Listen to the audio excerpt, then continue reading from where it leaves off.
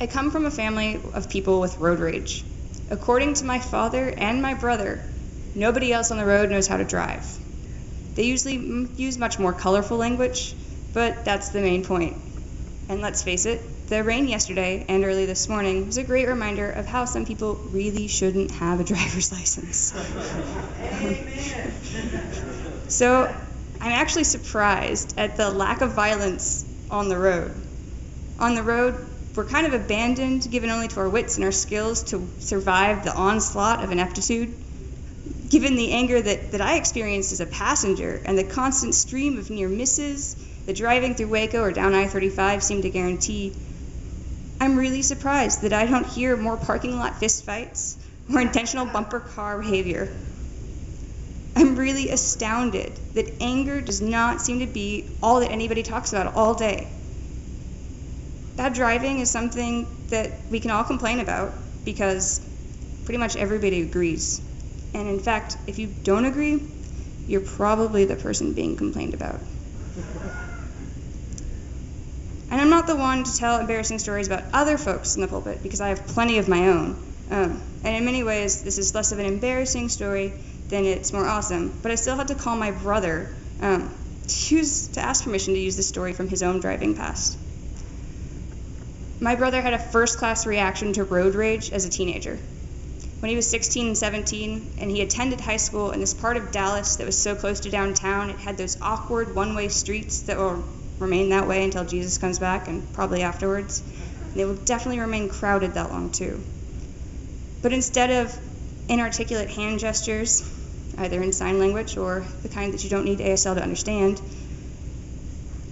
or waving, "come on," that follows when the person right in front of you does not drive the way you would have them to. My brother got poster boards and marker and wrote sarcastic signs that he left in his front seat and would hold up when someone did something unpleasing. Imagine this tall, he's like 6'5", tall, skinny blonde guy in a Jeep holding up a poster with the words, "Nice driving, new permit," as you look in the rearview mirror. My brother made road rage into a science. He was really prepared, ready for everybody. He had multiple signs for multiple possibilities. And if you were in the front seat with him, you had a job to do. Yeah, I got to hold the aggressive signs.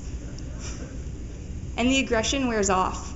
I found myself more hostile than usual as a passenger in my brother's car, especially when someone did something wrong.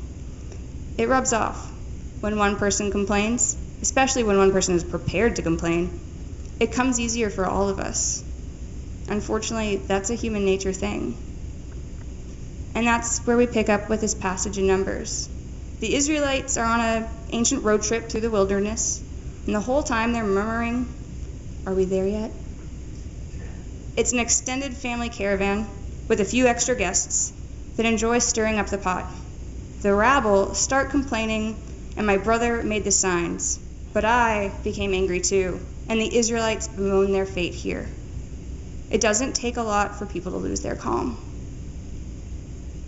The book of Numbers is the chronicles of complaining. This is the negative theme of the whole book, that the Israelites are always murmuring in the wilderness.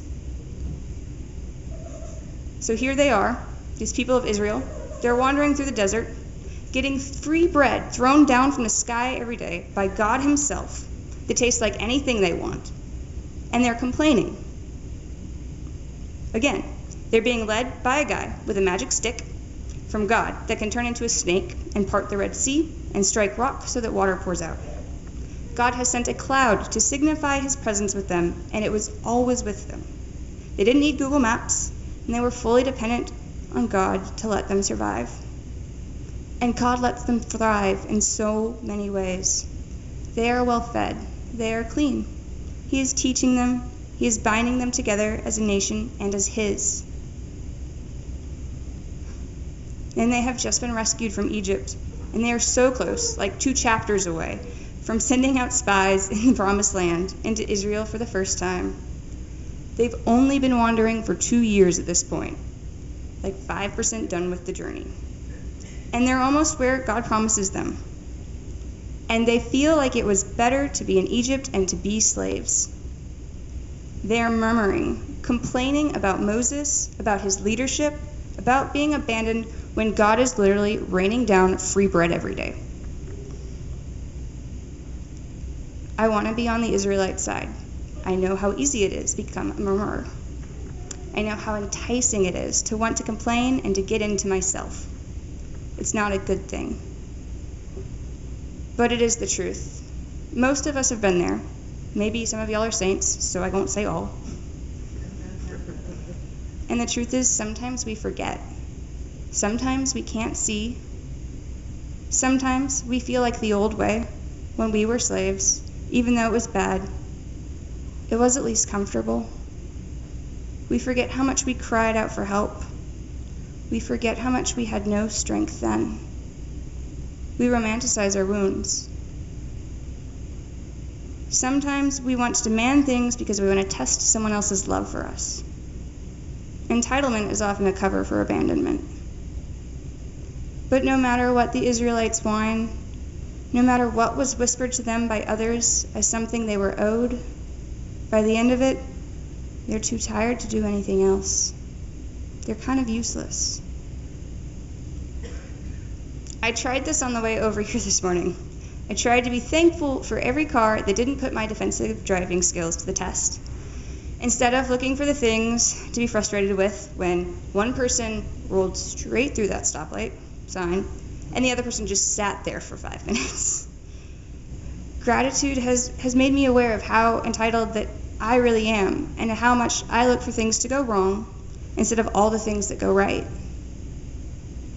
Cultivating gratitude with lists, with small mental exercises like this morning's driving, by being present and empathetic and loving others.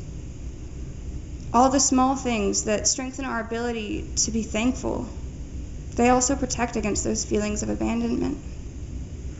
It's hard to feel left out when you know the world isn't against you anymore.